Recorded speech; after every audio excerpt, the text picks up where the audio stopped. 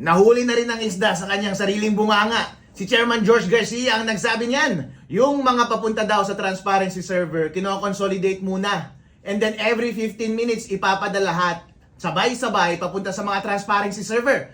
Para maging posible iyon, dapat meron kang intermediary server sa gitna.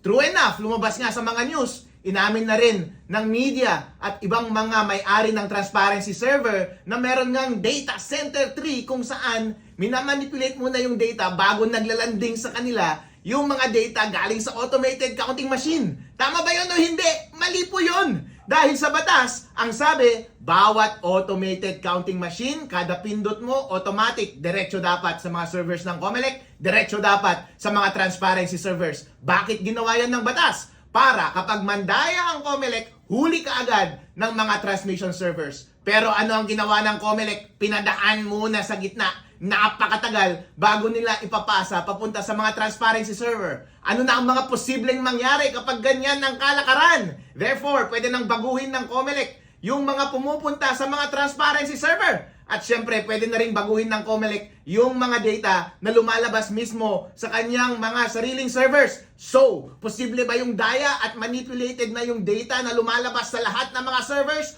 Posible po! Lalong-lalo na at napakatagal ng oras mula sa oras ng transmission mula sa mga makina hanggang sa naglanding sila papunta sa mga transparency servers at papunta na rin sa mga Comelec servers. Yung mga transparency servers, merong mga nakareceive ilang oras pagkatapos, meron pa hanggang madaling araw. Yung mga Comelec servers, ilang minuto para maglanding sa kanilang mga sariling servers. Tandaan po natin, ang kada data na lumalabas, bawat automated counting machines, between 10 kilobytes lang hanggang 70 kilobytes. Ibig sabihin, kapag 35 megabytes per second ang average speed ng data ng cellular dito sa Pilipinas, dapat split second lang yan. Dapat real time nga. Pagkapindot mo dun sa automated counting machines, dapat labas ka agad sa Comelec servers, dapat labas ka agad sa transmission servers. Kapag umabot ng oras-oras at minuto yung paglabas ng data sa lahat ng servers, meron na pong kalokohang nangyayari sa gitna. Chairman George Garcia at Comelec, ipaliwanag po ninyo bakit ninyo kailangang gawing iyan. Nandaya po ba kayo?